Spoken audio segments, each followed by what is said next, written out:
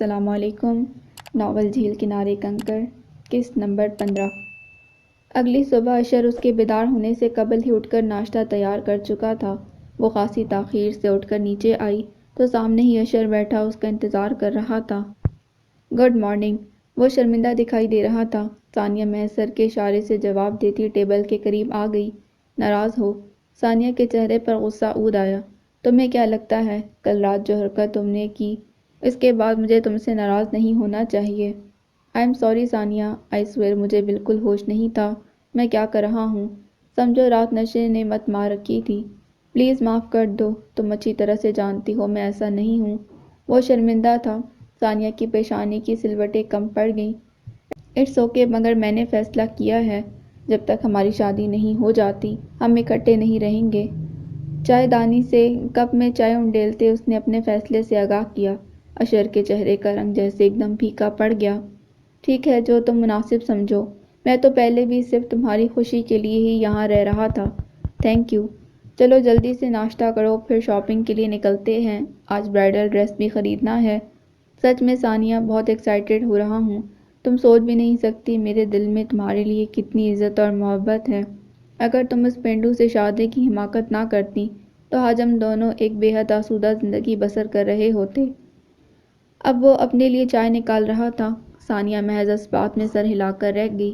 جانے کیوں پھر سے ظاہر کے ذکر نے اس کے دل میں چٹکی لی تھی۔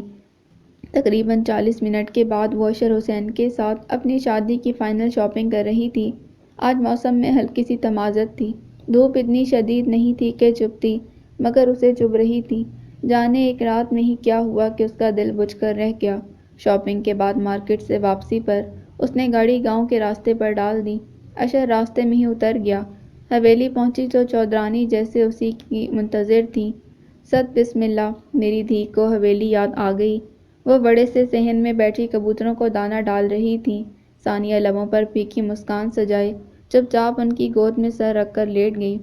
میں چاہوں بھی تو حویلی سے اپنا تعلق ختم نہیں کر سکتی دادو، میرے بابا کی خوشبو بسی ہے ان در و دیوار میں۔ بہت عرصے کے بعد اپنے باپ کا ذکر کرتے وہ افدیدہ ہوئی تھی۔ چودرانی کی آنکھیں بھی بھر آئیں۔ یہ تو ہے، انسان چلے جاتے ہیں مگر در و دیوار سے ان کی خوشبو ہمیشہ آتی رہتی ہے۔ جانتی ہوں دادو، شاید اسی لیے آپ یہ حویلی چھوڑنے پر آمادہ نہیں ہوتی۔ آنسو صاف کرتے ہوئے اگلے ہی پل وہ اٹھ بیٹھی تھی۔ دادو نے سر جھکا لیا۔ سچ کہتی ہو ثانیہ، تم یقین نہیں کرو گی مگر میں ہر روز یہیں اس حویلی میں تمہارے دادا جی، تمہارے بابا تایا سب کو دیکھتی ہوں۔ کبھی یہاں جامن کے اس پیڑ تلے تو کبھی وہاں مردان خانے میں۔ اس طرف کئی بار سوتے سے جگا دیا انہوں نے مجھے۔ سر جھکائے اسے بتائے وہ بھیگی آنکھوں کے ساتھ مسکرا اٹھی تھی۔ ثانیہ کے لبوں پر بھی مسکراہٹ بکھر گئی۔ رکو گی کچھ دن؟ اگلے ہی پل وہ اس سے پوچھ رہی تھی۔ نہیں دادو، اشر نے شادی کی تیاری مکمل کر لی ہے۔ شاید اسی ہفتے ہم شادی کے بندھن میں بندھ جائیں، اسی لیے بہت سے کام ہیں جو ابھی کرنے باقی ہیں۔ کارڈ بھی پرنٹ کرنے والے ہیں، میرج ہال بھی بک کروانا ہے۔ اشر شاید انگلینڈ بھی جائیں اپنی تیاری کے لیے۔ نظریں چرائے وہ انہیں بتا رہی تھی۔ دادی کے لبوں کی مسکراہٹ پل میں معدوم ہو گئی۔ چلو اچھی بات ہے، کبھی نہ کبھی یہ فیصلہ تو کرنا ہی تھا تمہیں، مگر جانے کیوں مجھے اشر حسین پسند نہیں، کسی بھی لحاظ سے وہ تمہارے قابل نہیں لگتا۔ ایسی کوئی بات نہیں ہے دادو، وہ بہت اچھا انسان ہے، بہت سالوں سے پسند کرتا ہے مجھے۔ میرا خیال ہے جتنا وہ مجھے سمجھتا ہے شاید کوئی دوسرا نہ سمجھ سکے۔ دل کی بے چینی کے باوجود اس نے اشر حسین کا دفاع کیا تھا۔ چودرانی سر داں بھر کر رہ گئی۔ اللہ کرے ایسا ہی ہو، میں اپنی بیٹی کو اس حویلی سے اپنے ہاتھوں سے رخصت کروں گی، وہ اپنی خواہش بتا رہی تھیں۔ ثانیہ آنکھوں کے گوشوں میں ہلکی نمی لیے فوراً رخ پھیر گئی۔ رات عشاء کی نماز کے بعد وہ کمرے سے اٹھ کر باہر صحن میں چلی آئی۔ جانے کیوں اسے ایک عجیب سی گھٹن کا احساس ہو رہا تھا۔ کافی دیر کچن میں کھلے آسمان تلے لیٹنے کے بعد اچانک وہ اٹھی اور بلیک شال اچھی طرح اپنے گرد لپیٹ کر حویلی سے باہر نکل آئی۔ چودرانی ابھی تھوڑی دیر پہلے ہی دوا لے کر سوئی تھی۔ چاندنی رات میں حویلی کے باہر کچے راستوں پر تھکن ہی تھکن تھی۔ ساکن ہوئے درختوں اور کھیتوں سے کبھی اسے خوف آتا تھا مگر اب ویسی کیفیت نہ رہی تھی۔ کچھ دور چلنے کے بعد اچانک کوئی پتھر اس کے دائیں پاؤں کے انگوٹھے سے ٹکرایا۔ جدید طرح خراش سے بڑا ہوا ناخن ٹوٹا تھا۔ ثانیہ کی آنکھیں پانیوں سے بھر آئیں۔ تبھی فضا میں کسی کی درد بھری صدا ابھری تھی۔ پرسوز آواز کے ساتھ ہی ٹریکٹر کے بند ہونے کی آواز آئی۔ تبھی کندھے سے لڑکتی شال کو سنبھالتے وہ آگے بڑھ آئی۔ عین اسی پل ظاہر ٹریکٹر سے نیچے اترا تھا۔ ثانیہ اسے مقابل پا کر جیسے ٹھٹک دی۔ اس کے وہم و گمان میں بھی نہیں تھا کہ اتنی پیاری پرسوز آواز ظاہر ملک کی ہوگی۔ دوسری طرف وہ بھی جیسے فریز ہو گیا۔ ثانیہ عباس۔ ٹریکٹر سے اترتے ہی اس کی نظر ثانیہ عباس پر پڑی، جو ہلکی ہلکی فوار میں بھیگتی اسی کی طرف دیکھ رہی تھی۔ وہ ٹھٹک گیا۔ رات کے اس پہر بھلا وہ کیا کر رہی تھی؟ کاٹن کا ٹراؤزر جو اس وقت اس نے زیب تن کر رکھا تھا، ہلکی ہلکی فوار میں بھیگ کر اس کے وجود سے چپک گیا تھا۔ ظاہر کو سمجھ نہ آئی کہ یہ اس کا الوژن ہے یا حقیقت۔ بارش کسی بھی لمحے تیز ہو سکتی تھی۔ وہ جیسے ٹرانس کی کیفیت میں چلتا عین اس کے مقابل آ کھڑا ہوا۔ ثانیہ کے دائیں پاؤں کے انگوٹھے کے ٹوٹے ہوئے ناخن سے خون رس کر بند ہو گیا تھا۔ وہ یکٹک اسے دیکھے گیا۔ کیا نہیں تھا اس وقت اس کی آنکھوں میں؟ ثانیہ چاہنے کے باوجود اس کے چہرے سے نظر نہیں ہٹا پائی تھی۔ تبھی وہ بولا، اتنی رات کو اتنے خراب موسم میں کیا کر رہی ہو؟ یہی سوال میں بھی پوچھ سکتی ہوں تم سے۔ تیز بارش اور سرد ہواؤں کے سبب اس نے دونوں بازو سینے پر لپیٹ رکھے تھے۔ ظاہر اس کے لہجے کی ترشی محسوس کر کے لب بھیج گیا۔ میں مرد ہوں، صبح سے رات تک مختلف کاموں کے لیے سو جگہ جانا پڑتا ہے مجھے۔ تمہارا اس وقت گھر سے باہر کوئی کام نہیں ہے۔ سو وٹ، میں کسی کی پابند نہیں۔ میرا جب جہاں دل چاہے گا میں جاؤں گی۔ وہ تو میں جانتا ہوں جو عورت بھرپور محبت کے باوجود اپنے شوہر کو دھوکہ دے کر اس کی زندگی سے نکل سکتی ہے، اس کے لیے یوں خراب موسم میں رات کے وقت گھر سے نکلنا کیا مشکل ہے؟ Just shut up. ظاہر ملک کے طنز اس کی کنپٹیاں سلگا گیا۔ تبھی وہ دھاڑی تھی مگر ظاہر نے اثر نہیں لیا۔ تمہارے یوں چلانے سے حقیقت بدل نہیں جائے گی، مگر پھر بھی ایک وقت آئے گا جب تمہیں چادر اور چار دیواری کی حرمت کا احساس ہوگا۔ تم نہیں جانتی مسلمان عورت پر اللہ رب العزت کا کتنا بڑا احسان ہے۔ چادر اور چار دیواری کا تحفظ اس کے لیے کتنی بڑی نعمت ہے۔ عورت کی زندگی سے اگر ان دو چیزوں کو نکال دیا جائے تو وہ عورت نہیں رہتی، تماشا بن جاتی ہے۔ بکواس بند کرو ظاہر ملک۔ تم جیسے گھٹیا اور کمینے شخص کے منہ سے یہ باتیں بالکل اچھی نہیں لگ رہی۔ تم جانتے ہو جو کچھ تم نے میری زندگی کے ساتھ کیا ہے۔ تم ہی وہ شخص ہو جس نے مجھ سے میری شخصیت کا وقار چھین کر مجھے تماشا بننے پر مجبور کیا۔ صرف تمہاری وجہ سے آج میں زندگی کی سیڑھی پر کھڑی ہوں کہ نہ جی سکتی ہوں نہ مر سکتی ہوں۔ وہ رہانسی ہو رہی تھی۔ ظاہر کا دل دکھ کی شدت سے بھر گیا۔ بہرحال مجھے تم سے نہ کوئی حساب کتاب کرنا ہے نہ کوئی شکوہ گلہ۔ میں صرف اتنی گزارش کروں گی کہ خدارا میرے بچوں کو مجھ سے ملنے دو۔ وہ بہترین تعلیمی اداروں میں پڑھ رہے ہیں۔ میں نہیں چاہتی تمہارا گنوار پن اور فضول کی ضد میرے ساتھ ساتھ میرے بچوں کی زندگی بھی برباد کر دے۔ وہ یہاں کے اجڑ ماحول کی عادی نہیں تھی۔ انہیں اپنے جیسا جنگلی جانور مت بناؤ پلیز۔ تم بھول رہی ہو ثانیہ عباس کہ تم بھی اس شخص کی اولاد ہو جسے یہاں کی مٹی نے پروان چڑھایا تھا۔ جانتی ہوں، اسی لیے میری ماں نے اس شخص کو میری پیدائش کے بعد یہاں سے کوچ کر جانے پر مجبور کر دیا۔ اگر وہ ایسا نہ کرتی تو یقیناً آج میں بھی تمہاری طرح گنوار یہیں پل بڑھ کر گاؤں کی کسی دیوار پر اپلے تھوپ رہی ہوتی۔ اس کے لہجے میں گاؤں کے گزرتی ماحول کے لیے اتنی نفرت تھی کہ وہ دم بخود رہ گیا۔ میرے بچے یہاں کے ماحول میں بہت خوش ہیں ثانیہ۔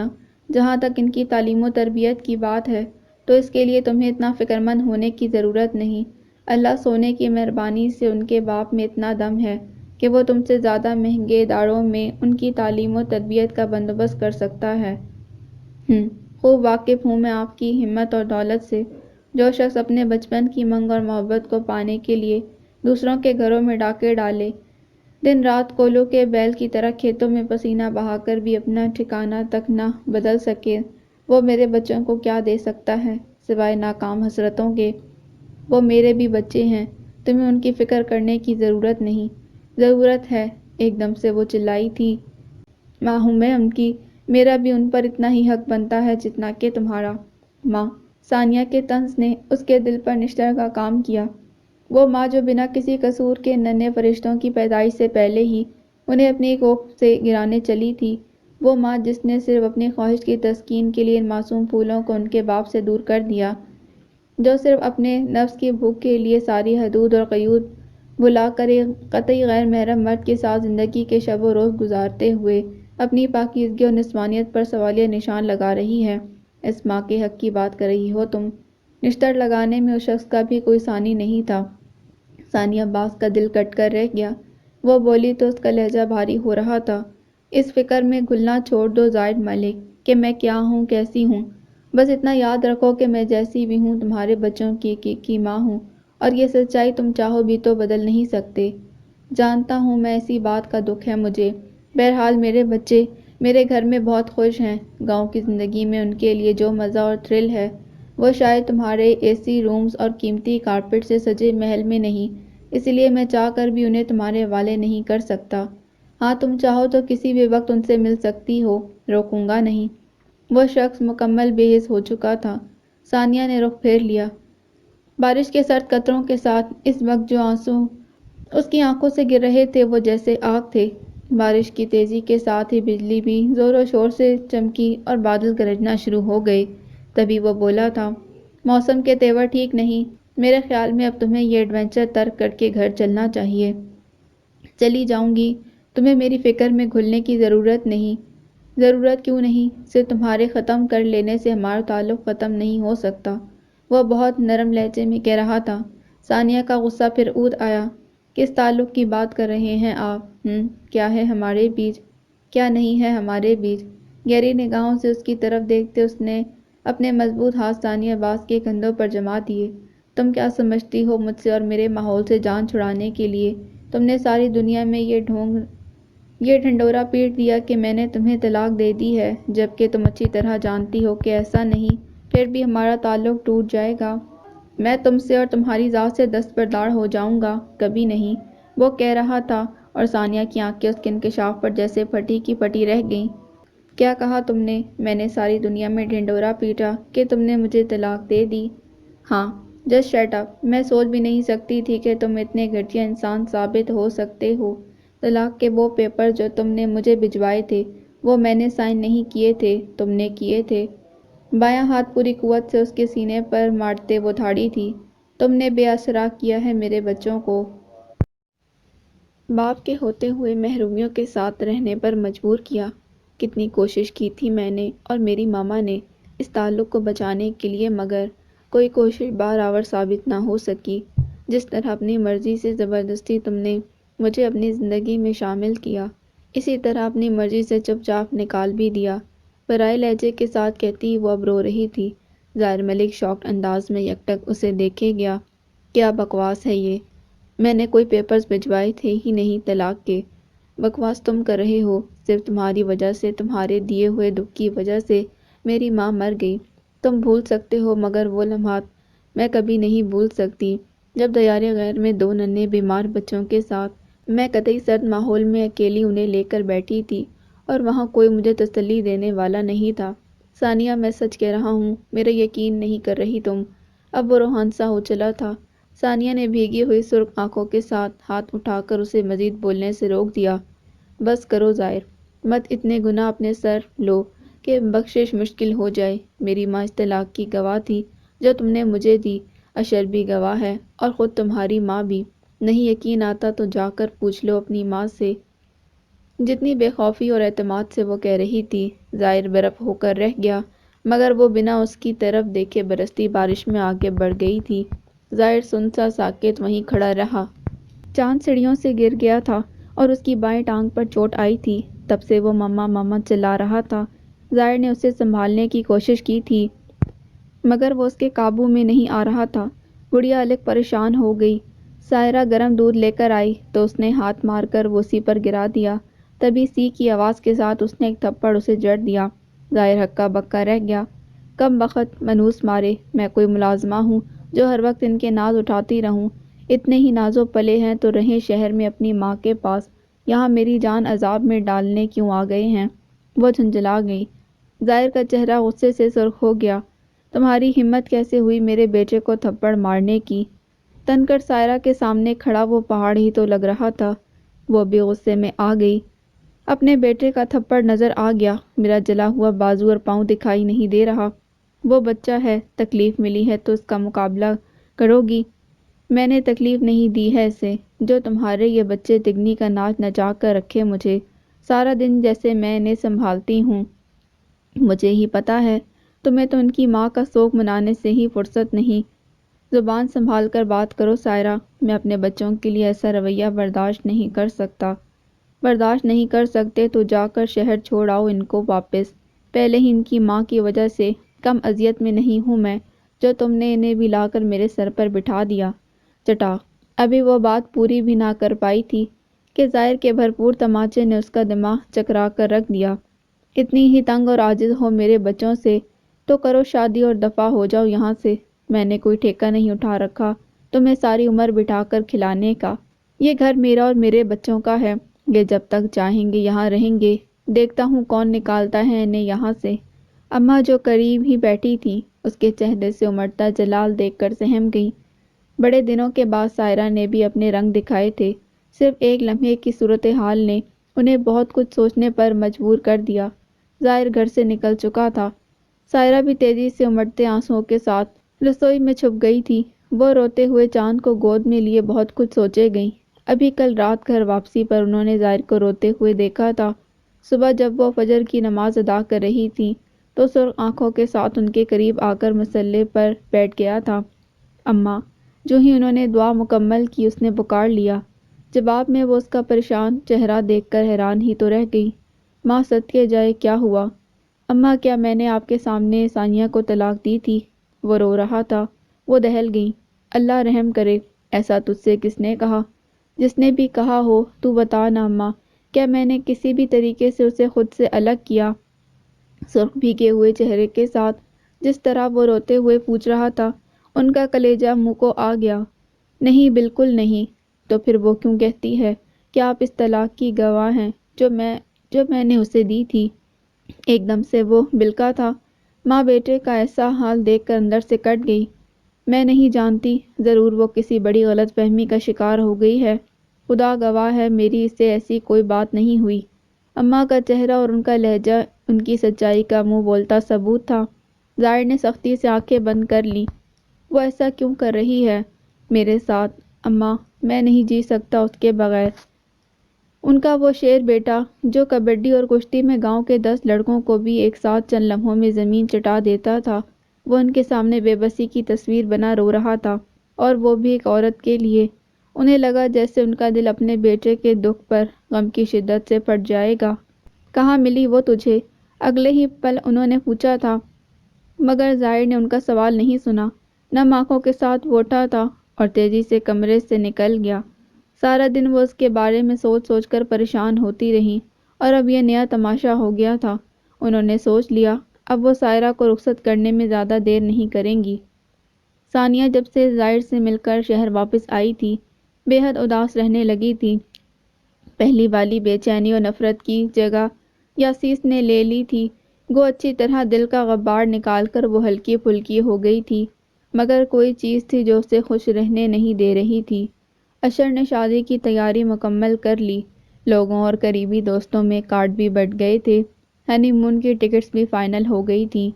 اس نے سوچ لیا تھا اشر سے شادی کے بعد وہ دوبارہ کبھی پاکستان کا رخ نہیں کرے گی۔ اشر بہت خوش تھا، یا شاید اسے ہی ایسا محسوس ہو رہا تھا، مگر وہ خوش نہیں تھی۔ اس رات ان کی مہندی کی تقریب تھی۔ ثانیہ نے پارلر سے مہندی لگوائی تھی اور خوب رنگ آیا تھا۔ اشر آنے والے مہمانوں کو خود ہی سنبھال رہا تھا۔ وہ اسٹیج پر سر جھکائے بیٹھی اپنے بائیں ہاتھ میں پڑی انگیجمنٹ رنگ سے کھیلتی رہی۔ مہندی کی تقریب بہت شاندار ہوئی تھی۔ تھکن سے چور وہ اشر کو مہمانوں کے درمیان چھوڑ کر سر درد کا بہانہ کرتی اپنے کمرے میں آ گئی تھی۔ رات کا جانے کون سا پہر تھا جب اچانک کسی نسوانی کہکے کی آواز پر اس کی آنکھ کھل گئی۔ حلق میں جیسے پیاس کی شدت سے کانٹے اگ آئے تھے۔ وہ جلد سر کو سنبھالتی بمشکل اٹھ بیٹھی تھی۔ بہت بڑے کھلاڑی ہو تم اشر حسین، ورنہ سچ میں بہت ڈر گئی تھی۔ مجھے لگا تم سچ مچ ثانیہ میں دلچسپی لینے لگے ہو اور شاید اب کبھی لوٹ کر انگلینڈ کا رخ نہ کرو، مگر مجھے کیا پتا تھا تم یہاں میرے اور بچوں کے لیے اتنی خوبصورت بساط بچھائے بیٹھے ہو۔ کمرے کا دروازہ کھلا تھا اور باہر لاؤنج سے روشنی کی ہلکی سی لکیر ادھ کھلے دروازے سے اندر آ رہی تھی۔ ثانیہ کی نظر بے ساختہ سامنے لگے وال کلاک پر پڑی۔ رات کے 3:30 بج رہے تھے۔ بھلا اس وقت وہاں کوئی عورت کیا کر رہی تھی؟ تبھی اشر کی آواز آئی۔ تم کیا سمجھتی ہو اشر حسین نے دنیا نہیں دیکھی؟ دیکھی ہے، مگر ثانیہ عباس کوئی عام لڑکی نہیں۔ اسے دھوکہ دینا اتنا آسان نہیں۔ پتہ نہیں کیسے تم نے اس کی آدھی سے زیادہ جائیداد ہتھیا لی، اور اب اتنے سارے لوگوں کی موجودگی میں نکاح کے جعلی پیپرز۔ اگر کسی کو پتہ چل گیا تو؟ پاگل ہو تم، اور کچھ نہیں۔ جب طلاق کے جعلی پیپرز کا پتہ نہیں چلا تو نکاح کے جعلی پیپرز کا کیسے پتہ چل سکتا ہے، جبکہ قاضی اور فرینڈز بھی میرے ساتھ ہوں؟ پتہ ہے آنٹی پر جب فالج کا اٹیک ہوا، وہ بار بار میری طرف ملتجی نگاہوں سے دیکھ رہی تھیں، یوں جیسے کہہ رہی ہوں کہ میں ثانیہ کو سب کچھ سچ بتا دوں۔ مگر میں کوئی پاگل ہوں جو اسے سب کچھ سچ سچ بتا دیتا؟ جس طرح اس نے مجھے ٹھکرا کر میری توہین کی تھی، میں وہ بے عزتی کبھی نہیں بھول سکتا۔ اسی لیے اب ثانیہ عباس کا جو نقصان میرے ہاتھوں ہوگا، اس کی خود ذمہ دار ہوگی۔ ویسے کتنی عجیب بات ہے کہ اب تک اس کے شوہر نے اسے سچائی نہیں بتائی۔ کیسے بتا سکتا ہے؟ ثانیہ تو اس کی شکل دیکھنا بھی گوارا نہیں کرتی۔ گڈ، یہ تو اچھی بات ہے۔ ویسے اب آگے کا کیا پلان کرنا ہے؟ پلان تو کیا ہوا ہے۔ کل فرضی نکاح کے بعد میں اسے ہنی مون کے بہانے ابراڈ لے جا کر وہاں ایک تاجر سے بات کی ہے۔ میں نے ثانیہ کو بھی ملوایا ہے۔ اسے ثانیہ بہت پسند آئی ہے۔ 3.5 کروڑ میں سودا طے ہوا ہے۔ سودے کے بعد پاکستان اطلاع بھجوا دوں گا کہ ثانیہ کے روڈ ایکسیڈنٹ میں ڈیتھ ہو گئی۔ یہاں کون ہے ایسا جو اتنی دور اس کی شکل دیکھنے جائے؟ یوں اس کی موت کی خبر پھیلا کر اس کی باقی مائندہ جائیداد پر بھی میرا قبضہ ہو جائے گا۔ کہو کیسا لگا پروگرام؟ اشر حسین تفاخر سے پوچھ رہا تھا، اور نسوانی کہکے نے ایک مرتبہ پھر اس کی حوصلہ افزائی کی تھی۔ ثانیہ کو لگا جیسے اس کے سارے بدن پر چونٹیاں چڑھائی ہوں اور اب اسے کاٹ کر کھا رہی ہوں۔ یہ کیسی حقیقت تھی جس میں اس کی بربادی کے ذمہ دار خود اس کے اپنے تھے، وہ اپنے جن سے ان کا خون کا رشتہ تھا۔ دنیا میں ماں سے زیادہ انسان کا اپنا کوئی نہیں ہوتا، مگر اسے تکلیف پہنچا کر برباد کرنے والی اس کی اپنی ہی ماں تھی۔ اسے لگا جیسے اس کا وجود بلاسٹ ہو کر ہوا میں تحلیل ہو گیا ہو۔ تیزی سے گھومتے سر کو بامشکل ہاتھوں میں تھامتے ہوئے وہ دوبارہ بیڈ پر بیٹھ گئی۔ اگلی صبح اشر اس کے کمرے میں آیا تو وہ جاگ رہی تھی۔ وہ بے تکلفی سے بیڈ پر اس کے قریب ہی ٹک گیا۔ اٹھ گئی میری پری، وہ بے حد مسرور تھا۔ ثانیہ کی آنکھیں آنسوؤں سے بھر آئیں۔ طبیعت تو ٹھیک ہے نا؟ رات بھی جلدی سو گئی تھی؟ ٹھیک ہے۔ گڈ، چلو جلدی سے اٹھ کر تیار ہو جاؤ، پارلر بھی جانا ہے۔ نہیں، میں پہلے اپنے بچوں سے ملنے جاؤں گی۔ او کم آن ثانیہ، بچے یہیں آ جائیں گے ہمارے پاس، زیادہ وقت نہیں ہے۔ جانتی ہوں، مگر مجھے اپنے بچوں سے ملنا ہے پلیز۔ تم بیکار کی ضد کر رہی ہو ثانیہ، تم جانتی ہو اس وقت اس کی کوئی ضرورت نہیں۔ تمہیں نہیں ہے، مجھے ہے۔ پہلی بار سرخ آنکھیں اٹھاتے وہ چلائی تھی۔ اشر حیران سا دیکھتا رہ گیا۔ ہوا کیا ہے تمہیں؟ کچھ نہیں ہوا، بس مجھے بچوں سے ملنا ہے، میں جا رہی ہوں۔ سوری، نکاح سے پہلے تم کہیں نہیں جا سکتی۔ ایک لمحے میں اس نے اپنا روپ بدلا تھا۔ وہ شاکڈ ہی تو رہ گئی۔ تم مجھے پابند نہیں کر سکتے اشر حسین۔ کر چکا ہوں۔ اس کے دھاڑنے کا اثر لیے بغیر وہ خباثت سے مسکرایا۔ اتنی پاگل نہیں ہوں میں جتنا تم نے مجھے سمجھ لیا۔ بچوں سے ملنے کے بہانے تم وہاں جاؤ گی، اور آگے وہ ہوگا تمہارا سابقہ شوہر زاہد ملک۔ کہاں واپس آنے دے گا وہ تمہیں؟ تو بھول رہے ہو اشر حسین کہ تم سے شادی کا فیصلہ میرا اپنا ہے، کسی نے مجبور نہیں کیا تھا مجھے۔ جو اب بھاگ جاؤں گی، مجھے زاہد ملک سے بدلہ لینا ہے۔ تم سے شادی کے بعد میں دوبارہ کبھی پاکستان نہیں آؤں گی، اسی لیے آخری بار اپنے بچوں سے ملنا چاہتی ہوں۔ تمہیں اعتبار نہیں تو چلو ساتھ۔ اس کا لہجہ اتنا پختہ تھا کہ وہ ڈگمگا گیا۔ ایسی بات نہیں ہے ثانیہ، بس میں تمہیں کھونے سے ڈرتا ہوں۔ مت ڈرو، میں 20-25 منٹ سے زیادہ وقت نہیں لوں گی۔ سچ کہہ رہی ہو نا؟ اشر حسین جیسے بندے کے ساتھ ساتھ رہتے رہتے وہ بھی کھلاڑی بن گئی تھی۔ وہ اطمینان سے ہنس دیا۔ شکریہ، میں نکاح کا بندوبست کرتا ہوں، تم جلدی سے واپس آ جانا۔ ٹھیک ہے۔ متورم نگاہیں جھکا کر اس نے آہستہ سے اثبات میں سر ہلایا اور اپنا پرس اٹھا کر تیزی سے کمرے سے نکل گئی۔ یہ کیا کیا اشر؟ تمہیں اس وقت اسے یوں جانے نہیں دینا چاہیے تھا۔ ثانیہ کے گھر سے نکلتے ہی اشر کی بیوی اس کے مقابل آئی تھی۔ کیوں؟ ظاہر ملک کو اگر اس کی تم سے شادی کی بھنک بھی پڑ گئی تو وہ سارا بنا بنایا کھیل بگاڑ دے گا۔ پتہ ہے مجھے تم کیا سمجھتی ہو، میں یہاں دونوں آنکھیں بند کر کے بیٹھا ہوں۔ کیا مطلب؟ مطلب کہ بچی ظاہر فی الحال گاؤں میں نہیں ہے، اسلام آباد گیا ہوا ہے اپنے کسی ضروری کام سے۔ جب تک وہ واپس لوٹے گا چڑیاں کھیت چگ کر اڑ چکی ہوں گی، اور پھر اینڈ ٹائم پر میں کسی بھی طرح سے ثانیہ کو ناراض کر کے اپنے لیے کوئی مشکل کھڑی نہیں کرنا چاہتا۔ اگر اسے ذرا بھی مجھ پر شک ہو گیا تو وہ مجھے زمین چٹانے میں ایک لمحے کی تاخیر نہیں کرے گی۔ اشر کے لہجے میں ذہانت جھلک رہی تھی۔ اس کی بیوی کو بے ساختہ قائل ہونا پڑا۔ کتنی آسانی سے اس نے ثانیہ کا ہمدرد بن کر اسے بیوقوف بنا لیا تھا۔ بیوی کو طلاق دینے کا جھوٹ بول کر اس کی جھوٹی ہمدردیاں بھی حاصل کر لی تھیں۔ وہ خوش تھا کہ ثانیہ کو تاحال اس کی سازشوں کی خبر نہیں ہو سکی تھی، مگر ایسا نہیں تھا۔ عین وقت پر قدرت نے ثانیہ عباس کی آنکھوں پر پڑے دبیز پردے ہٹا دیے تھے، اور اب کئی سیاہ راتوں کے بعد ایک روشن اجلی صبح اس کی منتظر تھی۔ اس وقت وہ ایک ضروری کام کے سلسلے میں اسلام آباد گیا ہوا تھا۔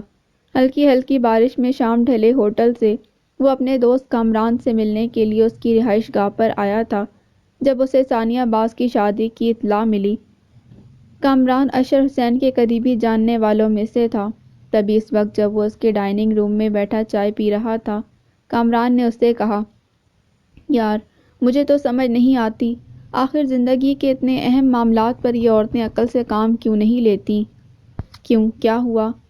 ڈھیلے ڈھالے انداز میں صوفے پر بیٹھے چائے کی چسکی لیتے وہ مسکرایا تھا۔ ہونا کیا ہے میرے پارٹنر، اشر حسین کو تو جانتے ہو تم، ایک نمبر کا عیاش اور کمینہ بندہ ہے۔ مجھ سے اس کی کوئی بات بھی چھپی نہیں۔ اب اس کی جو گرل فرینڈ ہے ثانیہ عباس، وہ پوری طرح سے اس کے فریب میں آئی ہوئی ہے۔ اس شخص کی وجہ سے اس نے اپنے شوہر سے طلاق لی، دو پھول جیسے معصوم بچوں کو چھوڑا، اور اب یہ اشر اس کی آدھی سے زیادہ جائیداد ہتھیا کر اس سے شادی رچانے جا رہا ہے، جبکہ پہلی بیوی کو اس نے طلاق نہیں دی۔ میرا دل تو بہت کڑ رہا ہے۔ یقیناً شادی کے بعد یہ ثانیہ عباس کو بہت ذلیل کرنے والا ہے، کامران کہہ رہا تھا، مگر ظاہر کے بدن سے تو جیسے جان ہی نکل گئی تھی۔ یہ کیا کہہ رہے ہو، ثانیہ عباس اور اشر حسین کی شادی؟ ہاں یار، ابھی کل ہی انویٹیشن آیا ہے مجھے۔ آج مہندی کی تقریب ہے مگر میں نہیں جا سکا، میرے بیٹے کی طبیعت ٹھیک نہیں۔ ویسے ایک لحاظ سے یہ ٹھیک ہی ہو رہا ہے، کیونکہ ثانیہ اب تک بنا نکاح کے ایک ہی چھت تلے اس کے ساتھ رہ رہی ہے۔ تم خود سوچو اشر جیسے عیاش بندے نے کیا کیا نہیں کیا ہوگا اس کے ساتھ۔ اس وقت کامران کے منہ سے نکلے وہ الفاظ سانپ بچھو بن کر اس کے وجود سے لپٹ گئے تھے، مارے اشتعال کے اس کا چہرہ لال سرخ ہو گیا۔ یہ کیا ہو رہا تھا؟ ثانیہ عباس اس کے ساتھ ایسا کیسے کر سکتی تھی؟ اپنی سنگ دلی اور بے وفائی، کیا وہ اس حد تک بھی جا سکتی تھی کہ ان کے تعلق کا کوئی وجود ہی باقی نہ رہتا؟ وہ جرم جو اس نے سرزد ہی نہیں ہوا تھا، اس جرم کے لیے وہ اسے اتنی بڑی سزا کیسے دے سکتی تھی؟ یک لخت امٹ کر آنے والے غصے کے ساتھ اسے ثانیہ عباس کی ذات سے بے حد نفرت محسوس ہوئی تھی۔ وہ اٹھا تھا اور پھر کامران کے روکنے کے باوجود طوفان بنا وہاں سے نکلتا چلا گیا۔ ٹک ٹک ٹک، فجر کی اذان ہوئے ابھی کچھ دیر ہوئی تھی کہ دروازے پر ہونے والی دستک نے اسے چونکا دیا۔ وہ ابھی فجر کی نماز پڑھ کر کچن میں جانے کا ارادہ کر ہی رہی تھی، مگر دروازے پر ہونے والی دستک نے اس کا ارادہ منسوخ کر دیا۔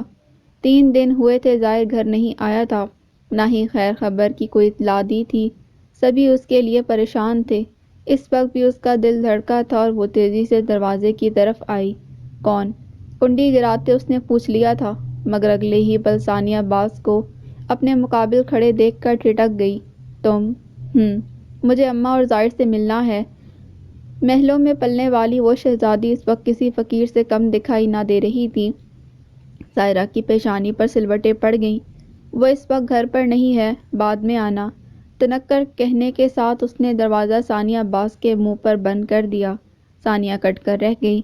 میری بات سنیں پلیز۔ اگلے ہی پل درد کی انتہا پر کھڑے ہوئے اس نے پھر دروازہ پیٹا تھا۔ جواب میں سائرہ نے کھٹ سے دونوں پٹ وا کر دیے۔ کیا ہے؟ کیوں صبح صبح چین سکون حرام کرنے چلی آئی ہو؟ کہہ جو دیا کہ ظاہر گھر پر نہیں، پرسوں آیا تھا، بچوں کو لے کر شہر چلا گیا، اب جان چھوڑو میری۔ وہ لڑکی اس کی سوچ سے زیادہ بدتمیز اور منہ پھٹ تھی۔ ثانیہ کی آنکھیں ڈبڈبا گئیں۔ میں اس سے صرف ایک بار ملنا چاہتی ہوں پلیز۔ میں نے ٹھیکہ نہیں لیا ہوا تم دونوں کو ملانے کا، ویسے بھی وہ تمہاری شکل دیکھنے کو تیار نہیں ہے۔ میری اور اس کی شادی ہو رہی ہے چند روز میں۔ تمہارے لیے یہی بہتر ہے کہ تم اپنا یہ خوبصورت چہرہ لے کر جہاں سے آئی ہو وہیں واپس لوٹ جاؤ، مہربانی ہوگی۔ سائرہ کون ہے دروازے پر؟ ثانیہ بھی جواب میں کچھ کہنا چاہتی تھی کہ ظاہر کی ماں سائرہ کی تیز آواز پر چونک کر دروازے کی طرف چلی آئی۔ سائرہ دروازہ بند کرنا چاہتی تھی مگر وہ اس سے پہلے ہی اس کے سر پر پہنچ گئی تھی۔ ثانیہ پتر تو یہاں؟ ان کا پوچھنا تھا اور ثانیہ کے آنسوں میں مزید شدت آ گئی۔ دونوں ہاتھوں میں چہرہ چھپا کر وہ پھٹ پھٹ کر رو دی تھی۔ اماں کے پاؤں تلے سے زمین کھسک گئی۔ سب خیریت تو ہے نا؟ ظاہر کہاں ہے؟ وہ پریشانی سے اس کے پیچھے دیکھ رہی تھی۔ سائرہ کے چہرے کی سرخی بڑھ گئی۔ پتہ نہیں، میں انہی سے ملنے یہاں آئی ہوں۔ گھٹی گھٹی سسکیوں کے درمیان اس نے بتایا تھا۔ اماں متفکر سی اسے اندر لے آئیں۔ آؤ اندر آ جاؤ، ظاہر گھر پر نہیں۔ سائرہ کی نسبت ان کے لہجے میں اپنائیت اور مٹھاس تھی۔ سائرہ نے ان کے پیچھے زور سے دروازہ بند کر کے اپنا غصہ نکالا۔ اماں ثانیہ کو اپنے کمرے میں لے آئی تھیں۔ ہاں اب پتا کیا چل رہا ہے تیرے اور ظاہر کے بیچ؟ کیوں اس کا امتحان لے رہی ہے تو ثانیہ؟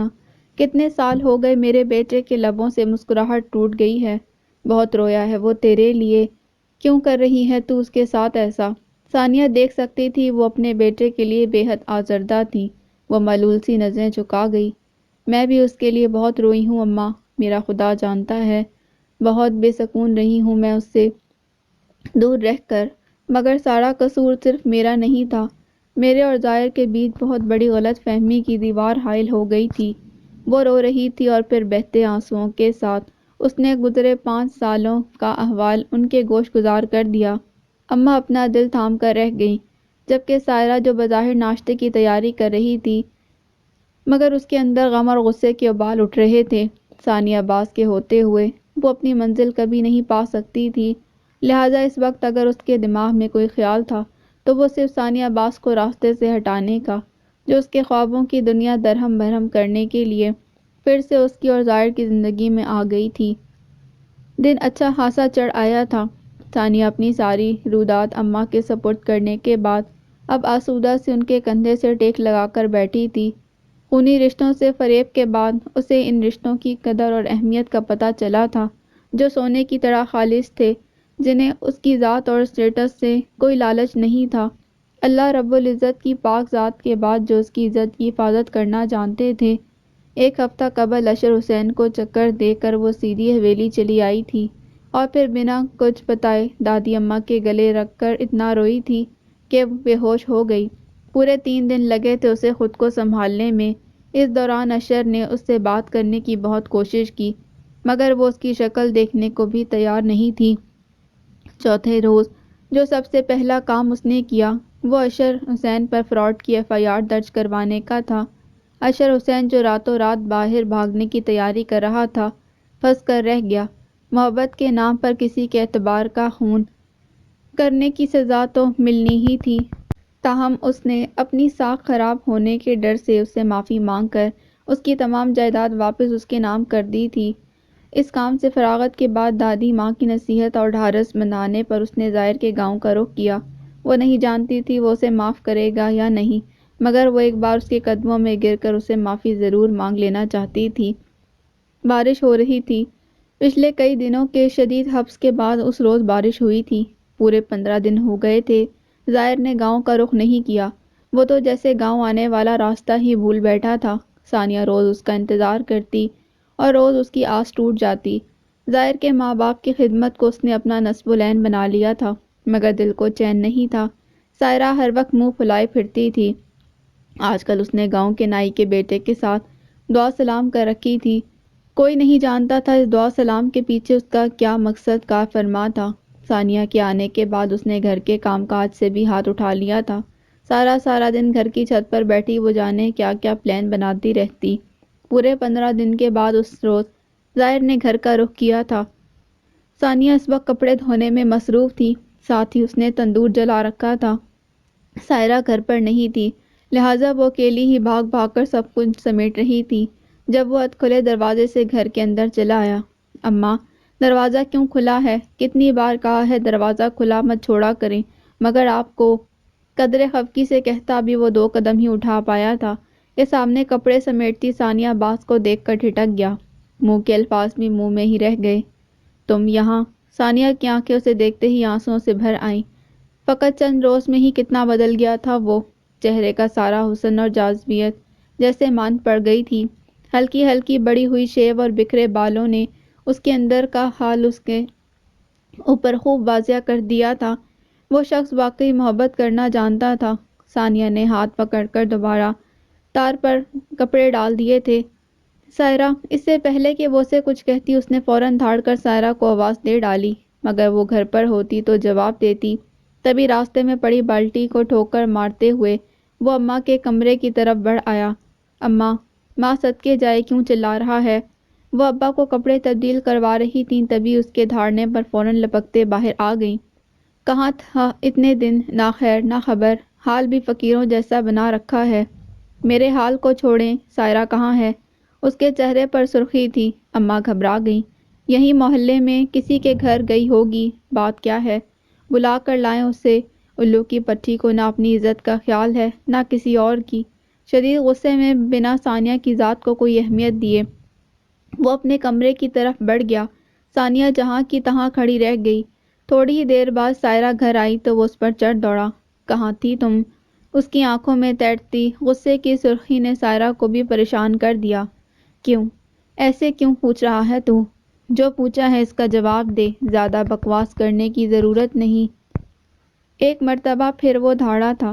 سائرہ کا دل زور سے دھڑک اٹھا۔ اللہ دتہ نائی کے گھر تھی، اس کی بیٹی نے بلایا تھا۔ چٹا! اس کے کہنے کی دیر تھی کہ زائر کے تھپڑ نے اسے چکرا کر رکھ دیا۔ تم کیا سمجھتی ہو اگر میں گاؤں میں نہیں ہوں تو مجھے تمہارے کرتوتوں کی کوئی خبر نہیں؟ وہ چلا رہا تھا۔ ثانیہ سہم کر رہ گئی، جبکہ سائرہ کو تو یقین ہی نہ آیا کہ وہ اسے تھپڑ بھی مار سکتا ہے۔ تبھی وہ حیران کھڑی اماں کی طرف مڑا تھا۔ میں نے کہا تھا آپ سے اس کی شادی فائنل کر دیں، مگر آپ کو مفت میں فارغ بیٹھ کر کھانے کی عادت پڑ گئی ہے۔ نہیں رکھوالی کر سکتی تو کیوں رکھا ہے اسے گھر میں؟ اب وہ اپنی ماں کی خبر لے رہا تھا۔ ہوا کیا ہے زائر کو کیوں اتنا ہنگامہ کر رہا ہے تو؟ ہنگامہ؟ میرا بس چلے تو میں گولی مار دوں جو ایک مرتبہ پھر میری عزت کا جنازہ نکالنے پر تلی ہوئی ہے، اور آپ بھی دیکھ لیجیے گا، اس بار ابا کے بعد یہ مجھے چرپائی پر ڈالے گی۔ اس کا غصہ کسی طور کم نہ ہو رہا تھا۔ اماں نے اپنا کلیجہ تھام لیا۔ ہائے اللہ نہ کرے، ایسا کیوں کہہ رہا ہے تو؟ پاگل ہو گیا ہوں اسی لیے، تنک کر کہتا وہ فوری گھر سے باہر نکل گیا۔ ثانیہ بے آس و نامراد کھڑی رہ گئی۔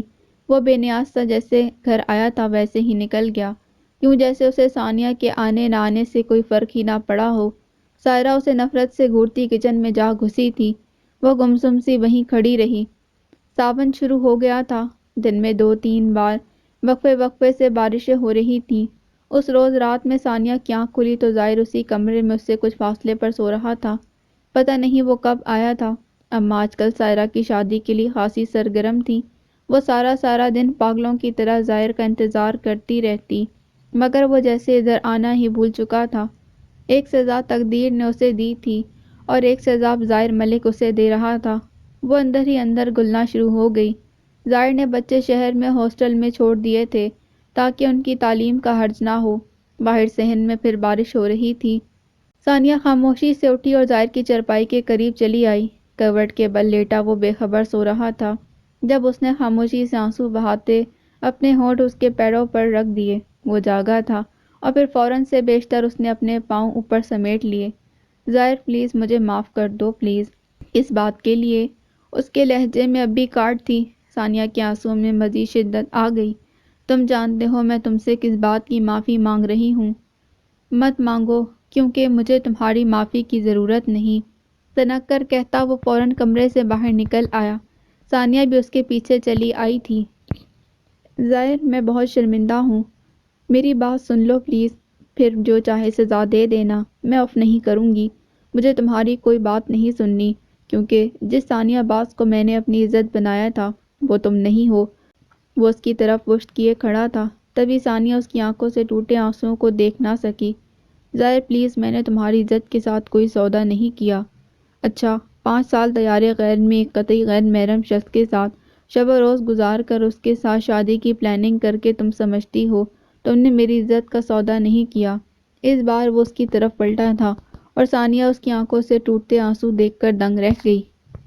میں قصوروار تھا نا تمہاری نظر میں نے دھوکہ دیا تھا نا تمہیں، تو تمہیں مجھ سے لڑنا چاہیے تھا، سارا حساب کتاب کلیئر کرنا چاہیے تھا۔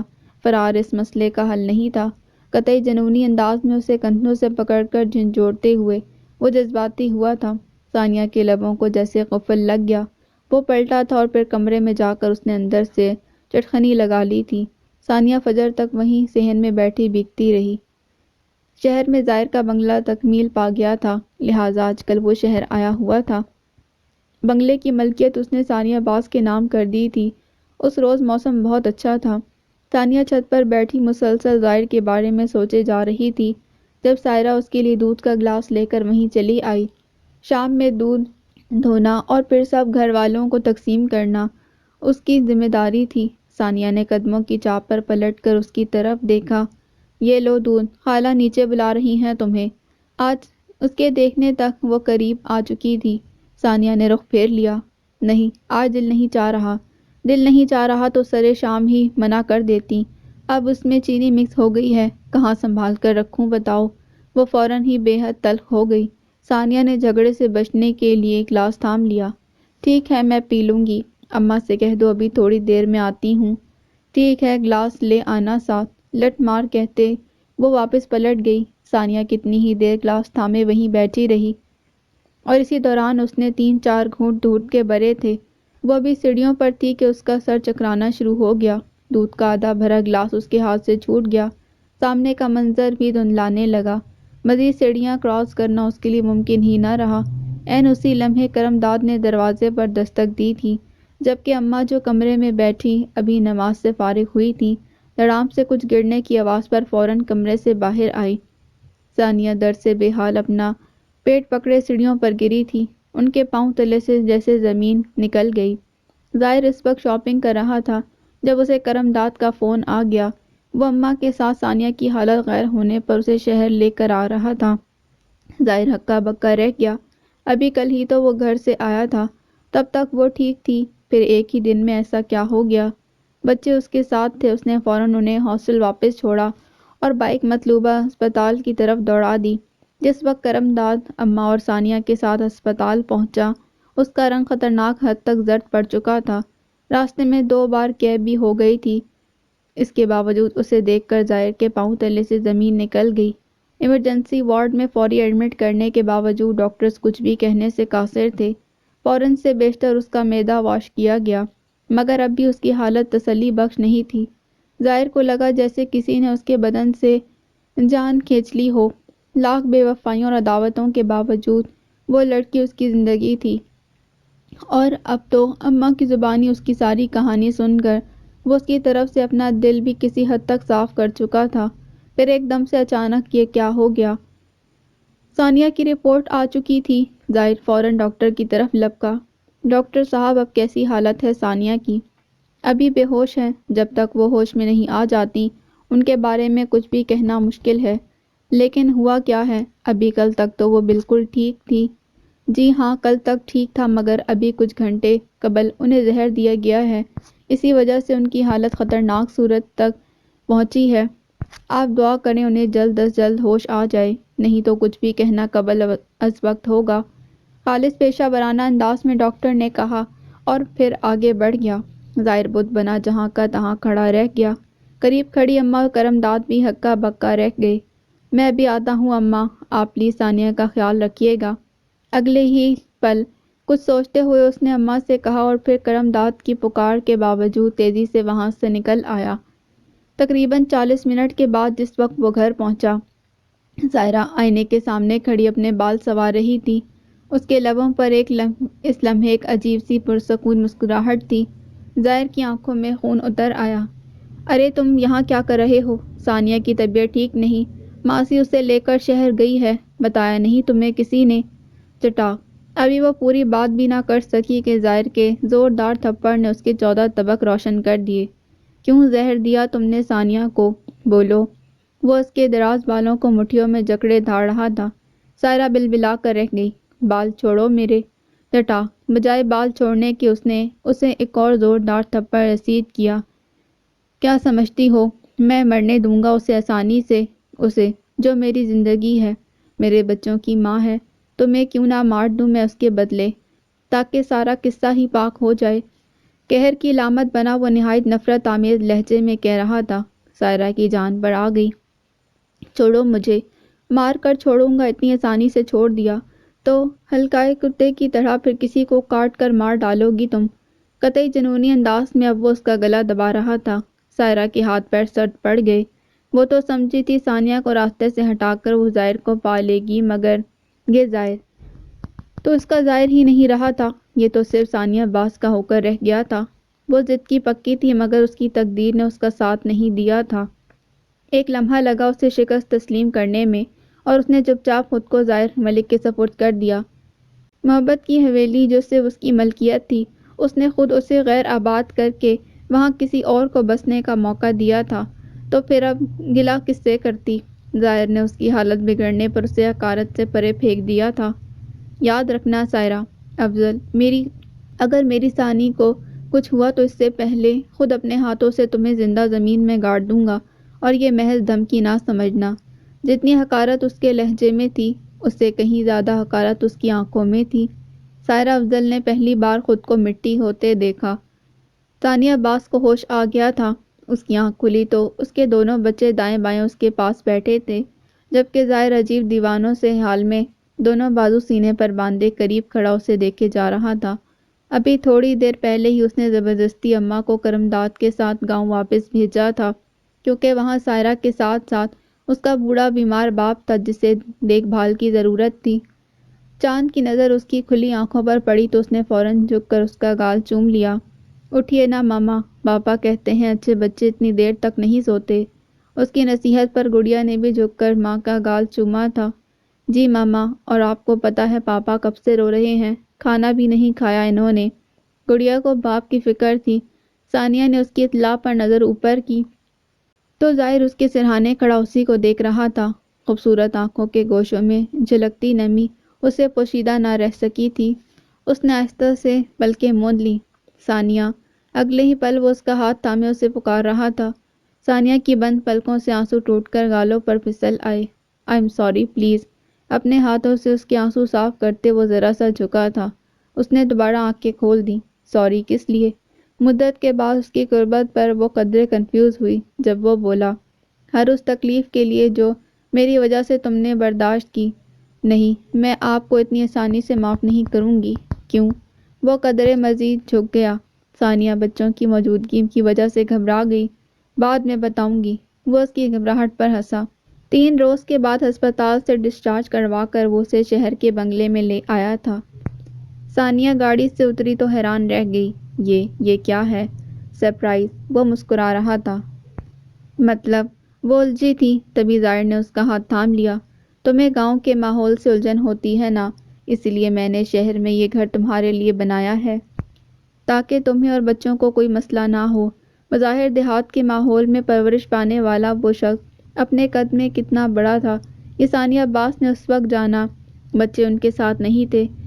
غلط، مجھے کبھی بھی گاؤں کے ماحول سے الجھن نہیں رہی، بس آپ سے الگ ہونے کے بعد دانستہ میں اس ماحول سے بھاگتی تھی، کیونکہ میرا دل میرے قابو میں نہیں تھا۔ کوئی آتش فشاں سا تھا جو ہر لمحہ میرے اندر پھٹنے کو تیار تھا۔ اسی آتش فشاں کے زیر اثر میں نے صرف آپ کو دکھانے کے لیے اشر حسین سے شادی رچانا چاہی تھی۔ آپ سوچ بھی نہیں سکتے ظاہر میں نے کتنا کرب جھیلا ہے۔ جس روز ماما نے بتایا کہ آپ نے مجھے طلاق دے دی ہے، اس روز میں اتنا روئی کہ اسپتال کے در و دیوار بھی دہل کر رہ گئے۔ میرا بس نہ چلتا تھا کہ آپ کی جان لے لیتی۔ خیر، مجھے آپ کے ساتھ رہنا ہے، اسی 10 مرلے کے خوبصورت کشادہ گھر میں جہاں ہر چیز خالص ملتی ہے۔ پچھلے 5 سالوں میں اس ماحول کو ترس کر رہ گئی ہوں میں۔ یہ محل، یہ اے سی، یہ اسٹائلش کچن باتھ، ان کی خوبصورتی اس گھر کی کچی دیواروں، رسوئی اور غسل خانے کے سامنے کچھ بھی نہیں۔ جانتے ہیں کیوں؟ کیونکہ اس گھر میں میرا ظاہر رہتا ہے۔ جس کے دل پر میری حکمرانی ہے، جس کے جذبے، جس کے خواب صرف میری ملکیت ہیں، اور میں نے بہت دیر سے یہ جانا ہے ظاہر، اس دنیا میں وہی عورت معتبر ہے جسے خالص احساسات والا مرد سچا پیار کرتا ہے۔ عورت کا اظہار محبت کتنا خوبصورت ہوتا ہے، یہ ظاہر نے اس روز جانا تھا۔ تبھی ایک دل فریب سی مسکراہٹ نے اس کے لبوں کو چھو لیا۔ پاگل لڑکی پہلے یہ اظہار نہیں کر سکتی تھی، خواہ مخواہ اتنا خرچہ کروا دیا۔ ہاں ہاں ہاں، وہ ہنسی تھی، اور ظاہر کو لگا جیسے کائنات میں رنگ ہی رنگ بکھر گئے ہوں۔ اماں نے بتایا تھا ان کی گاؤں واپسی سے قبل ہی سائرہ گھر چھوڑ کر کہیں نکل گئی، شاید اس میں ثانیہ اور ظاہر کا دوبارہ سامنا کرنے کی ہمت نہیں تھی۔ ظاہر نے سنا تھا اور گہری سانس بھر کر رہ گیا۔ اگلی صبح ثانیہ کی خواہش پر وہ اسے لے کر گاؤں کے لیے نکل گیا۔ ہلکی ہلکی برسات میں ثانیہ کے ساتھ نے اس کے اندر خوشیوں کے پھول کھلا دیے۔ ہلکی ہلکی بڑی ہوئی شیو اس نے ابھی تک صاف کرنے کی زحمت گوارا نہیں کی تھی۔ وہ کھڑکی سے باہر دیکھ رہی تھی جب وہ گنگنایا، دو پتر چناراں دے، سارا دکھ سن سن کے روندے پتھر پہاڑاں دے۔ عادت سے مجبور ڈرائیو کرتے ہوئے وہ کنکیوں سے اسے دیکھ رہا تھا، تبھی ثانیہ نے اس کے مضبوط کندھے پر ہلکا سا مکہ رسید کیا۔ اب بھی وہ ہنسا تھا اور پھر ہنستا ہی چلا گیا۔ ثانیہ نے اپنے دونوں بازو اس کے بازو میں ڈال کر اپنا سر اس کے مضبوط کندھے پر ٹکا دیا۔ بے شک ہجر کی لمبی مسافت کے بعد محبت کے سایہ دار درخت تلے آرام کرنا اس کا حق تھا۔ حورین کئی روز کے بعد آج ہی آفس آئی تھی۔ اس کی طبیعت ٹھیک نہیں تھی، مگر آفس آنا بھی بے حد ضروری تھا۔ بہت سی اہم میٹنگز تھیں جن میں اس کی شرکت بے حد ضروری تھی۔ وہ بھی ایک میٹنگ سے فارغ ہو کر دوسری میٹنگ کے لیے تیاری کر رہی تھی جب اس کی سیکرٹری نے اسے عمیر نامی وزٹر کا بتایا۔ سیکرٹری کی اطلاع پر اس کا دل زور سے دھڑکا۔ ٹھیک ہے، آنے دیں۔ بنا میٹنگ کو کوئی اہمیت دیے اس نے فوری حکم جاری کیا۔ تھوڑی ہی دیر میں عمیر ہمدانی اس کے مقابل بیٹھا تھا۔ السلام علیکم۔ وعلیکم السلام۔ کیسے ہو عمیر؟ آپ کو کیسا نظر آ رہا ہوں؟ اس کے خلوص پر ایک تلخ مسکراہٹ عمیر ہمدانی کے لبوں پر بکھر گئی۔ وہ بے ساختہ نظریں چرا گئی۔ میں جانتی ہوں تم مجھ سے ناراض ہو، مگر میں آپ سے ناراض نہیں ہوں، نہ ہی میرے لیے آپ اتنی اہمیت رکھتی ہیں کہ آپ سے ناراض ہوا جائے۔ بنا اس کی پوری بات سنے بے حد تلخ لہجے میں اس نے کہا تھا۔ حورین حیران سی اسے دیکھتی رہی۔ میں یہاں اس وقت آپ سے کوئی گلہ شکوہ کرنے نہیں آیا، صرف اتنا بتانے آیا ہوں کہ چھٹکو کی طبیعت ٹھیک نہیں، وہ بھی اتنا بڑا نہیں ہوا کہ انسانوں کے مکر و فریب کو سمجھ سکے۔ سارا گھر اس کی وجہ سے بے حد پریشان ہے، مگر اس کی حالت بہتر نہیں ہو رہی۔ وہ صرف آپ کو پکار رہا ہے۔ انسانیت کے ناطے اگر اپنی مصروفیات کو ترک کر کے تھوڑا سا ٹائم اسے دے سکیں تو ہم سب آپ کے بے حد شکر گزار ہوں گے، کیونکہ اس زیبی میں ہم سب کی جان ہے۔ جتنا وقت آپ اسے دیں گی ہم آپ کو اس قیمتی وقت کی پیمنٹ کریں گے۔ یہ لیں بینک چیک، جتنی رقم چاہیں آپ اپنی مرضی سے بھر سکتی ہیں۔ ترش لہجے میں کہنے کے ساتھ اس نے جیب سے چیک نکال کر حورین کے سامنے رکھ دیا تھا، تو حورین کو لگا جیسے اس نے اس کے چہرے پر جم کر تماچا رسید کیا ہو۔ اہانت کے شدید احساس نے اس کی آنکھوں کو آنسوؤں سے بھر دیا۔ بڑی مشکل سے خود کو سنبھالتے وہ گلوگیر لہجے میں بولی، کہاں ہے زیبی؟ ہسپتال۔ ٹھیک ہے، میں ابھی چلتی ہوں۔ فوری فیصلہ کرتے ہوئے اس نے انٹر کام پر اپنی سیکرٹری کو چند ضروری ہدایات دی تھیں، پھر عمیر کے ساتھ آفس سے نکل آئی۔ تقریباً آدھے گھنٹے بعد جس وقت عمیر کی ہمراہی میں اس نے زبیر کے کمرے میں قدم رکھا، سمیر، نمیر، عزیر سبھی موجود تھے۔ عزیر اس کے اوپر جھکا اس کا بخار چیک کر رہا تھا جب قدموں کی آہٹ نے اسے پلٹنے پر مجبور کیا، اور پھر حورین پر نگاہ پڑتے ہی ٹھٹک گیا۔ سمیر اور نمیر کے چہروں پر ایک پل میں جیسے رونق آئی تھی، سبھی پریشان تھے، مگر عزیر کی آنکھوں کے گوشوں کی ہلکی سی نمی نے اسے بے چین کر دیا تھا۔ حیران سی نگاہیں حورین کے چہرے پر ہو کر عمیر کی طرف اٹھی تھیں، مگر وہ فوری نظریں چرا گیا۔ حورین قدرے نروس ہوتی فوراً زبیر کے بستر کی طرف بڑھ آئی۔ کتنے دن ہو گئے تھے اسے اس ننھے سے وجود کو مس کرتے ہوئے، کتنی راتیں تڑپ کر جاگتے گزاری تھیں، مگر اس کے دل کا حال سوائے خدا کے اور کون جانتا تھا۔ اگلے ہی پل زبیر کے بیڈ پر اس کے پہلو میں بیٹھتے ہوئے وہ بے ساختہ رو پڑی تھی۔ عزیر نے تنفر سے منہ پھیر لیا۔ دادی اماں کی طبیعت ٹھیک نہیں تھی، لہٰذا سمیر اور نمیر گھر کے لیے نکل گئے۔ عزیر عمیر کو زبیر کا خیال رکھنے کی تلقین کرتا خود بھی وہاں سے نکل آیا۔ رات تقریباً 12:30 بجے کا ٹائم تھا جب اس کی دوبارہ اسپتال واپسی ہوئی۔ زبیر کے کمرے میں حورین بالکل کسی ماں کی طرح اسے اپنی گرم آغوش میں لیے بیڈ پر بیٹھی سو گئی تھی۔ زبیر کے چہرے پر اگر زردی اور نکاہت تھی تو ویسی ہی زردی اور نکاہت حورین عبدالسمیع کے چہرے پر بھی تھی۔ فقط چند ہی دنوں میں اس کی آنکھوں کے تلے بھی ہلکے پڑ گئے تھے۔ اس کے گھر سے دور رہ کر وہ لڑکی بھی کب خوش رہ پائی تھی۔ عزیر زبیر کی دوائیاں چیک کرنے کے دوران کتنی ہی دیر بے مقصد سا اسے دیکھتا رہا۔ بے شک وہ لڑکی حسن اور وجاہت میں اپنی مثال آپ تھی۔ جانے یہ بہترین ٹریٹمنٹ کا اثر تھا یا حورین کی آغوش کے لمس کا اثر تھا کہ اگلے ہی روز صبح صبح زبیر کا بخار ٹوٹ گیا اور اس نے آنکھیں کھول دیں۔ عزیر جو بیڈ سے ملحقہ کرسی پر ہی بیٹھا بیٹھا سو گیا تھا، زبیر کی آواز پر اس کی آنکھ کھل گئی جو حورین کی گود میں لیٹا تھا اور حورین اس کے چہرے پر جھکی اسے پیار کر رہی تھی۔ اتنا مکمل اور خوبصورت منظر تھا کہ وہ چاہنے کے باوجود نظر نہیں ہٹا سکا۔ زیبی کی طبیعت اب پہلے سے بہتر ہے، میں یہاں اس کے پاس ہوں، آپ گھر جا کر آرام کر لیں پلیز۔ کچھ لمحوں کے بعد اس نے کہا۔ حورین نے چونک کر اسے دیکھا، پھر نظریں جھکا لیں۔ نہیں میں ٹھیک ہوں، آپ چاہیں تو گھر جا سکتے ہیں، مگر میں آپ کو مزید تکلیف نہیں دینا چاہتا۔ میں تکلیف میں نہیں ہوں، یو ڈونٹ وری۔ اسی کے لہجے میں اسے جواب دینے کے بعد وہ پھر سے زبیر کی طرف متوجہ ہو گئی جو اسے اپنے پاس پا کر خوشی سے پھولے نہیں سما رہا تھا۔ عزیر لب بھیجتا اٹھ کھڑا ہوا۔ اوکے نمیر یا عمیر میں سے کوئی بھی آ جائے گا، پھر چلی جائیے گا آپ، وہ اسے حکم دے رہا تھا مگر حورین نے سنی انسنی کا مظاہرہ کر کے اس بات میں سر ہلا دیا۔ عزیر باہر گاڑی میں آ کر بیٹھا تو بے حد تھکن محسوس ہو رہی تھی۔ اگر وہ اس کے گھر والے حورین عبدالسمیع کے بغیر خوش نہیں تھے تو شاید وہ بھی ان کے بغیر خوش نہیں تھی، تو پھر اس نے انہیں چھوڑنے کا فیصلہ کیوں کیا تھا؟ اتنی ساری محبتوں کو ٹھکرا کر بے رخی سے چلے جانے کی کوئی وجہ تو تھی، مگر کیا؟ وہ چاہتی تو ساری زندگی سکون اور عافیت کے ساتھ ان کے ساتھ رہ سکتی تھی، مگر اس نے ایسا نہیں کیا تھا۔ کیوں؟ کیا واقعی دولت وہ وجہ تھی جس کے باعث وہ انہیں چھوڑ کر چلی گئی تھی؟ وہ یقین کرنا چاہتا تھا مگر جانے کیوں اس کا دل یہ تعویل ماننے کو تیار نہیں تھا۔ وہ دولت پر مر مٹنے والی لڑکی نہیں تھی، تو پھر اس نے یہ سب کیوں کیا تھا؟ جتنا وہ سوچتا اتنا ہی الجھتا جاتا تھا۔ تقریباً 40 منٹ کی ڈرائیو کے بعد وہ گھر پہنچا تو عمیر ناشتہ لے کر اسپتال کے لیے نکل چکا تھا، جبکہ نمیر دادی اماں کے پاس بیٹھا ان کو سوپ پلا رہا تھا۔ وہ سیدھا وہیں چلا۔ اب کیسی طبیعت ہے دادو؟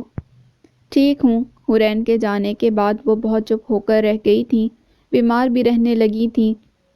عزیر نمیر کو دوا کھلانے کی ہدایت کرتا اپنے کمرے میں چلا آیا۔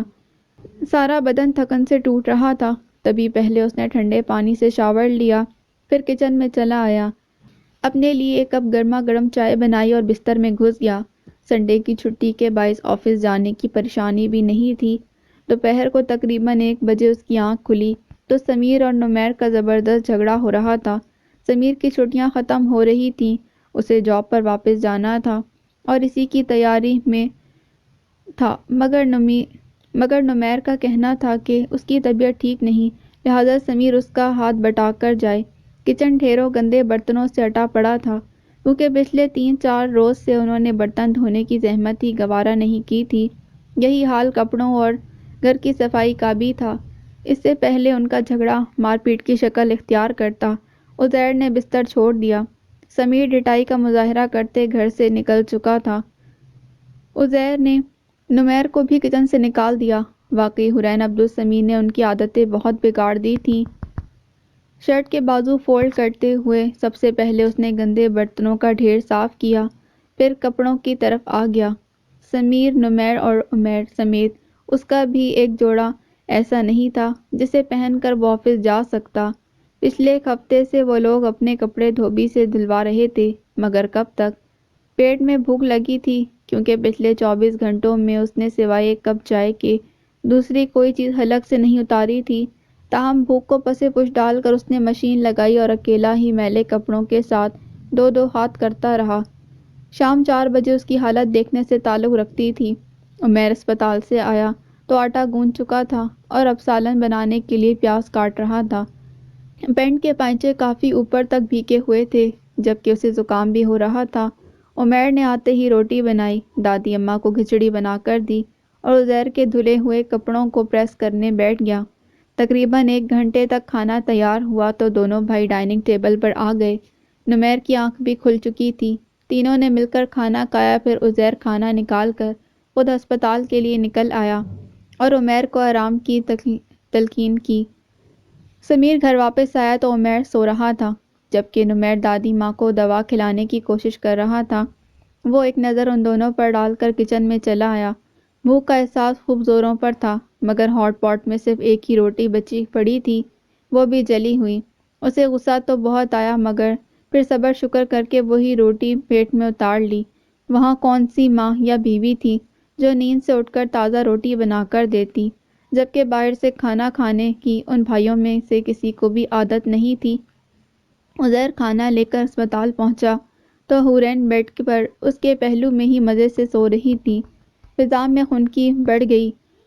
زبیر گرم کمبل میں دبکا سو رہا تھا، مگر حورین کے پاس سوائے دوپٹے کے اور کوئی چیز نہیں تھی۔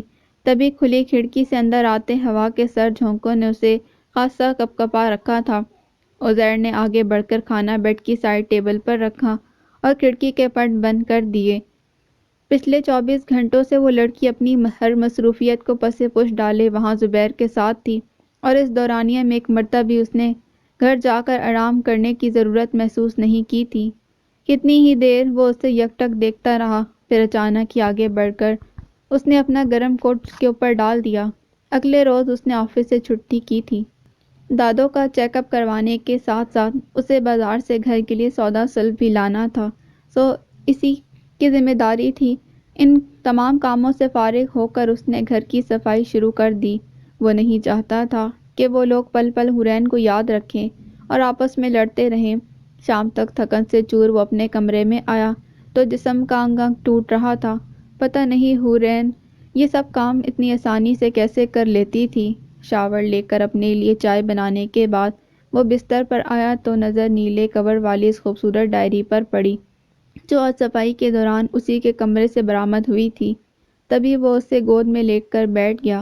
حورین عبدالسمیع کی اب تک گزری ہوئی زندگی کے تمام لمحات لفظوں میں قید ہو کر اس کے سامنے تھے۔ اب تک جو صعوبتیں اس نے برداشت کی، ابو غریب جیل میں جس طرح سے اس کی عزت کی دھجیاں اڑائی گئی تھیں، ایاد عبدالہادی نے جس طرح اس کا ساتھ دیا، سب درج تھا۔ از حد اذیت کی گرفت میں اس نے لکھا تھا، میں نے زندگی میں کبھی نہیں سوچا تھا کہ مجھے ایسی صعوبتیں برداشت کرنا پڑیں گی، وطن سے محبت کی اتنی کڑی قیمت چکانی پڑے گی۔ صرف اتنا جانتی ہوں کہ زمانہ طالب علمی میں جب بھی کہیں کوئی ملی نغمہ سنتی میری رگوں میں پاکستانی خون جوش مارنے لگتا۔ میرا دل چاہتا تھا میں پاکستان کی طرف اٹھنے والی ہر میلی نگاہ کو پاؤں تلے کچل کر پھینک دوں۔ کوئی نہیں سمجھ سکتا کہ یہ ملک میرے لیے کیا ہے۔ اس وقت تو ویسے بھی میرا جنون تھا پاکستان، مگر اس جنون کی بہت کڑی قیمت چکائی ہے میں نے، اور اب اپنی عزت کی دولت لٹانے کے بعد جانے کیوں میرے حوصلے دم توڑ گئے ہیں۔ اس ملک کی عوام کی قیمت میں گاجر مولی کی طرح کٹ کٹ کر مرنا لکھ دیا گیا ہے، بھیس بدل بدل کر مختلف مداریوں کے اشاروں پر ناچنا لکھ دیا گیا ہے۔ یہ فرانس نہیں ہے جسے کوئی ڈگال آ کر سنوار دے گا۔ یہاں کوئی تاریخ رقم نہیں ہو سکتی۔ بندھے ہوئے مکروہ ذہنوں کے مالک یہ لوگ کوئی انقلاب نہیں لا سکتے۔ اتحاد، ایمان اور یقین کا سکہ یہاں چلنے والا نہیں ہے۔ اس پاک وطن کا یہی مستقبل ہے کہ یہاں تاریکیاں چھائی ہیں، زلزلے آتے رہیں، ڈیموں کے بند ٹوٹ ٹوٹ کر لاکھوں پاکستانی شہریوں کو لقمہ اجل بناتے رہیں، مختلف فرقوں اور مسلکوں کی آگ جلا کر انہیں راکھ کرتی رہے، یا ان کے اپنے نہیں غیر حکومت کریں۔ جیل کی اونچی دیواروں میں انمول ہیرے چپ کی بکل مارے خاک کے سپرد ہوتے رہیں۔ یہاں کوئی نظام کبھی تبدیل نہیں ہوگا، بس مجھے جیسے دیوانے منٹو کے مرکزی کردار منگو کی طرح تبدیلی کی حسرت لیے جل جل کر ختم ہوتے رہیں گے۔ بہرحال میں جانتی ہوں آج کے بعد آپ میری شکل دیکھنا بھی گوارا نہیں کریں گے، پھر بھی میرا دل کٹ رہا ہے۔ جانے کیوں اس گھر کے در و دیوار سے عجیب سی انسیت ہو گئی ہے۔ میں جانتی ہوں جو کچھ بھی میرے ساتھ ہوا اس میں میرا کوئی قصور نہیں تھا، مگر میں یہ بھی جانتی ہوں کہ آپ بہت اچھے ہیں، بہت شفاف کردار کے مالک۔ آپ کی ہمسفر بھی ایسی ہی کوئی شفاف لڑکی ہونی چاہیے، مجھ جیسی داغدار لڑکی آپ کے قابل نہیں۔ ہو سکے تو مجھے میری ناکردہ خطاؤں کے لیے معاف کر دیجیے گا، احسان مند ہوں گی۔ ایک لفظ عزیر ہمدانی پر سوچ کے نئے در واق کرتے ہوئے گزرا تھا۔ تھکے تھکے تھے انداز میں گہری سانس بھرتے اس نے آہستگی سے پلکیں موندیں۔ تو یہ وجہ تھی جس کے سبب اس لڑکی نے اس کا گھر چھوڑا تھا۔ الجھن کو سرا مل گیا تھا، مگر اندر ایک اور جنگ چھڑ گئی تھی۔ کیا اس میں اتنا حوصلہ تھا کہ وہ ایک داغدار لڑکی کو اپنی ہمسفر کے طور پر ہمیشہ کے لیے قبول کرتا؟ شاید نہیں۔